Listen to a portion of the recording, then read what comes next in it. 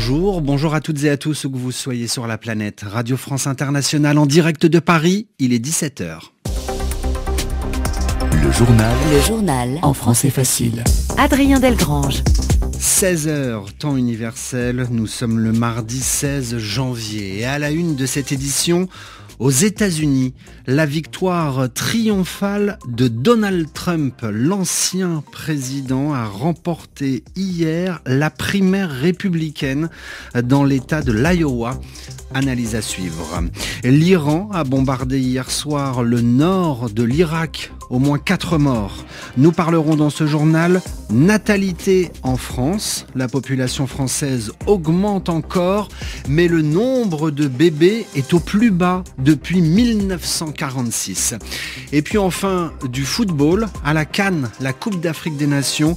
Le Burkina Faso vient de l'emporter 1-0 face à la Mauritanie. Voilà pour les titres, soyez les bienvenus. Elle était prévisible, elle est devenue écrasante. Première victoire de Donald Trump pour les primaires républicaines. Victoire dans l'État de l'Iowa. C'est une sorte de première élection, les primaires. Première élection entre républicains pour désigner leur candidat à l'élection présidentielle qui, je vous le rappelle, aura lieu au mois de novembre de cette année. L'ancien président Donald Trump a donc obtenu hier 51% des voix, contre un peu plus de 21% pour Ron DeSantis et 19% pour Nikki Haley.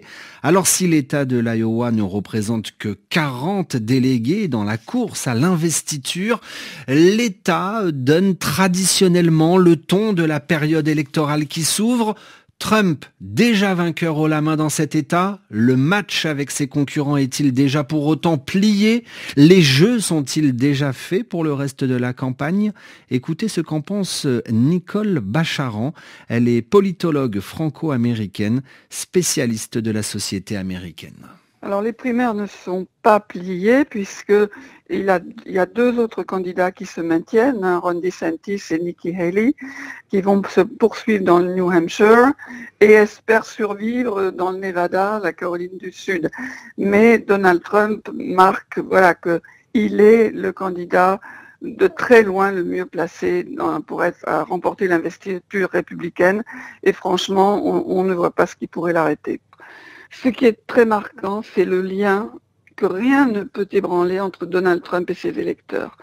Ces gens qui se sentent reconnus, représentés, qui sont amusés par les frasques du candidat, les accusations portées contre lui les mettent en colère et ils sont réellement séduits par l'idée d'un leader autoritaire.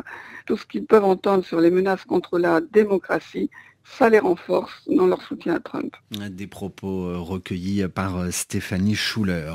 À Gaza, il est 18h04. La guerre à Gaza, l'armée israélienne a pilonné, a bombardé intensément aujourd'hui encore Gaza. Dans la matinée, des explosions et des tirs d'artillerie ont été entendus, ont retenti dans le sud du territoire palestinien. Et des roquettes ont été tirées dans la matinée de Gaza vers le sud d'Israël, sans faire de blessés, indiquent les autorités israéliennes. 102 jours après le début de la guerre entre le Hamas et Israël, et cette question: pourquoi l'Iran a bombardé l'Irak la nuit dernière? Des frappes iraniennes ont touché la banlieue d'Erbil, Erbil, capitale du Kurdistan irakien dans le nord du pays. 4 civils sont morts d'après les autorités irakiennes. Incompréhension, protestation de Bagdad. L'Irak rappelle son ambassadeur qui était à Téhéran. Guilhem Delteil, bonjour. Bonjour Adrien. Des questions qui persistent. Des interrogations demeurent sur les objectifs touchés hier par l'Iran sur le sol irakien. Oui, pour Téhéran, il s'agissait d'une opération précise et ciblée. Et le pays dit avoir fait usage de son droit légitime à défendre la sécurité de ses citoyens, à punir les criminels. C'est ce qu'a déclaré le porte-parole du ministère des Affaires étrangères. En Syrie, l'Iran affirme avoir visé des lieux de rassemblement des commandants de l'État islamique. C'est ce groupe qui a revendiqué l'attentat qui a fait 90 morts le 3 janvier en Iran. En Irak, l'Iran dit aussi avoir touché des groupes terroristes qu'il désigne comme anti-iraniens, mais il ne dit pas lesquels.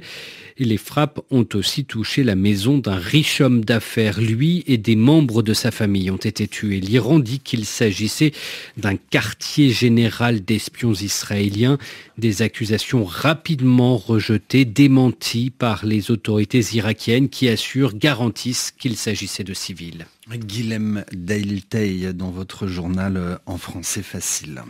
Volodymyr Zelensky est à Davos. Le président ukrainien est aujourd'hui au Forum économique de Davos en Suisse et il appelle ses alliés occidentaux, comprenez ses amis européens et américains, à aider son pays à gagner la supériorité aérienne sur la Russie. L'actualité en France et les conséquences du cyclone Bellal sur l'île de la Réunion. Les corps sans vie de 2 autres sans domicile fixe ont été retrouvés après le passage de ces vents très violents, portant à 3 le nombre de morts sur l'île française de l'océan Indien. Le cyclone Bellal a aussi ravagé en partie l'île voisine de la Réunion, l'île Maurice. Les Françaises et les Français feraient-ils de moins en moins de bébés ? D'après l'INSEE, l'Institut national de la statistique et des études économiques, en 2023, il n'y a jamais eu aussi peu de naissances que depuis la Seconde Guerre mondiale, autrement dit depuis 1946. Amélie Beaucourt, bonjour. Bonjour Adrien. Vous avez lu ce bilan démographique qui étudie donc la population française et nous apprenons que les Françaises et les Français ont donc fabriqué peu de bébés l'année dernière. Alors dites-nous comment cela s'explique. Alors il y a plusieurs explications et notamment des raisons économiques comme l'inflation, la hausse généralisée du coût de la vie, mais aussi la difficulté ressentie par certaines femmes, nous dit l'INSEE, de gérer en même temps la vie professionnelle et la vie de famille. Mais il faut dire, Adrien, que cette tendance à faire moins d'enfants n'est pas nouvelle. Cela fait 15 ans environ que chaque année, les naissances diminuent, sauf en 2021, il y a 2 ans, où le chiffre est mystérieusement reparti à la hausse. Pas si mystérieusement que cela d'ailleurs. On pense que le confinement de l'année précédente, lorsque les Français sont restés coincés à la maison à cause du Covid-19, a un rôle à jouer là-dedans. Mais malgré cela, Amélie, la France reste le 2e pays le plus peuplé de l'Union européenne, derrière l'Allemagne. Oui, si vous prenez 100 Européens au hasard, Adrien, 15 d'entre eux seront des résidents français. Et en Europe, d'ailleurs, la France est l'un des pays où les gens vivent les plus vieux. Un enfant né en 2023 vivra en moyenne jusqu'à 80 ans si c'est un garçon et jusqu'à plus de 85 ans si c'est une fille.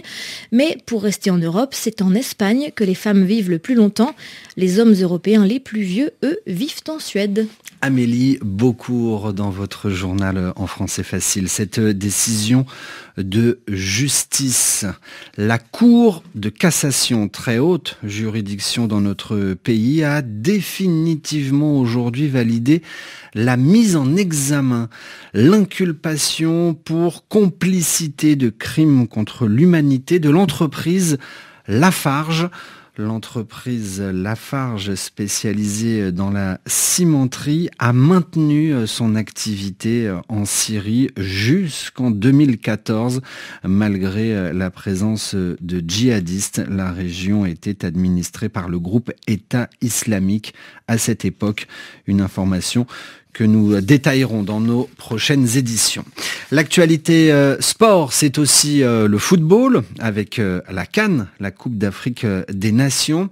Depuis maintenant quelques minutes, le match entre le Burkina Faso et la Mauritanie s'est achevé et c'est à la dernière minute que les Burkinabés l'ont emporté 1-0 face à la Mauritanie.